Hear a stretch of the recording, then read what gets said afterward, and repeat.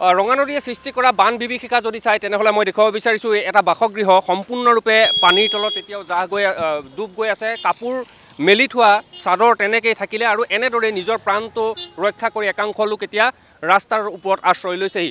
আৰু এই জলপৃষ্ঠ কিছু পৰিমাণে কমিছে যদিও পাহাৰত ধাৰাসাৰ বৰষুণ অব্যাহত আছে। গতিকে এই পৰিস্থিতি যে অধিক ভয়াৱহ হ'ব বা এই বান পৰিস্থিতিয়ে যে অধিক ভয়াৱহ ৰূপ ধাৰণ কৰিব সেয়া কিন্তু স্পষ্ট হৈছে। মই আন এটা দৃশ্য দেখুৱাব বিচাৰিছোঁ। তেওঁলোকৰ যিসমূহ বানত ক্ষতিগ্ৰস্ত হৈছে সেইসকল লোকে আহি নিৰাপদ স্থান হিচাপে ৰাজপথৰ কাষতে এখন চালি তৰি ইতিমধ্যে আছে আৰু এগৰাকী ৰোগীক ইতিমধ্যে চিকিৎসালয়লৈ নিয়াৰ বাবে চেষ্টা চলাইছে। মই যদি ক'ব বিচাৰোঁ অকণমান কথা পাতিব বিচাৰিছোঁ। ইয়াত বহু সংখ্যক লোক ইয়াত আছে। গতিকে তেওঁলোকে ৰাতি কিমান সময়ত পানী হৈছিল? আপোনালোকৰ পানী কিমান সময়ত আহিছিল?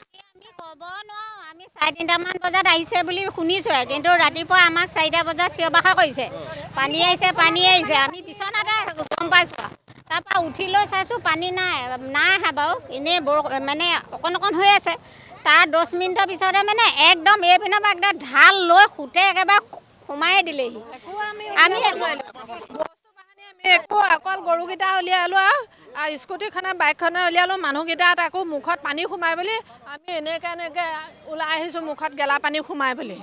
একো বস্তু আমি উলিয়াব নোৱাৰিলোঁ। কাপোৰ এযোৰ পিন্ধিবলৈ নাই। আমি তিতা কাপোৰ পিন্ধি আছিলোঁ, খজুৱাইছে, থাকিব পৰা নাই। এয়া আকৌ বেলেগে কাপোৰ এযোৰ দিছে, এতিয়া পিন্ধি আছোঁ।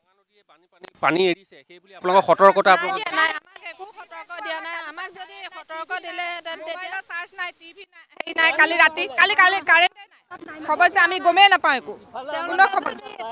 ইপিনে অৱস্থা লাইনেই নাই। কালিটো যিটো প্ৰসংগ যে নেপকো জলবিদ্যুৎ প্ৰকল্পৰ পৰা পানী এৰি দিয়া হৈছে, সেই পানীয়ে এই নদী কাষৰীয়া অঞ্চলসমূহৰ ৰাইজক যে ক্ষতিগ্ৰস্ত কৰিব সেই খবৰটো কিন্তু তেওঁলোকক দিয়া হোৱা নাই, প্ৰশাসনৰ ফালৰ পৰা জনোৱা হোৱা নাই। কালি কেৱল জিলা প্ৰশাসনে এটা এলাৰ্ট জাৰি কৰিছে যে পানী বাঢ়িব পাৰে, কিন্তু এই ভয়াৱহ পৰিস্থিতিটোৰ সন্মুখীন হ'ব পৰাকৈ মোকাবিলা কৰিব পৰাকৈ এইসকল লোক সাজু হৈ থকা নাছিল।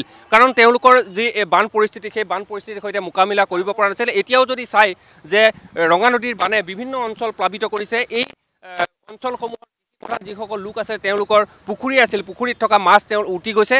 কেৱল জীৱটোক লৈ তেওঁলোকে প্ৰাণটো বচাইছে আৰু তেওঁলোকে নিৰাপদ স্থানত আশ্ৰয় লৈছে। আৰু যি খবৰ আছে সেই খবৰ অনুসৰি অৰুণাচলত বৰষুণ প্ৰবল বৃষ্টিপাত অব্যাহত আছে। যদি এই বৃষ্টিপাত অব্যাহত থাকে তেনেহ'লে এই পৰিস্থিতি অধিক ভয়াৱহ হ'ব পাৰে। প্ৰতিটো ঘৰ ৰাজপথৰ কাষত থকা 15 নং ৰাষ্ট্ৰীয় ঘাইপথৰ কাষত থকা নদী কাষৰীয়া অঞ্চলসমূহৰ কাষত থকা যিসমূহ ঘৰ আছে সেই ঘৰসমূহ বৰ্তমানেও পানীৰ তলত আছে। আৰু এই অঞ্চলসমূহৰ ৰাইজে এতিয়া নিৰাপদ স্থানত আশ্ৰয় লৈছে। আৰু 15 নং ৰাষ্ট্ৰীয় ঘাইপথৰ বিভিন্ন স্থানত, গেন্ধালিৰ বিভিন্ন স্থানত এতিয়াও ক্ষতি সাধিত হৈছে। গতিকে সেই 15 নং ৰাষ্ট্ৰীয় ঘাইপথেৰে গধুৰ যান বাহনৰ চলাচল বৰ্তমান বন্ধ কৰি দিয়া হৈছে। আৰু এনে পৰিৱেশৰ মাজতেই ৰাইজে এটাই কথা উল্লেখ কৰিছে, যদিহে নিপকোৱে জলবিদ্যুৎ প্ৰকল্পৰ পৰা পানী এৰিছে, গতিকে সেই খবৰ তেওঁলোকে লাভ কৰা নাই। আৰু সেই খবৰ লাভ নকৰাৰ বাবে পুৱাই তেওঁলোকে সাৰ পাই এই ৰঙানদীৰ পানীত তেওঁলোকে ভৰি দিবলগীয়া অৱস্থা হৈছে।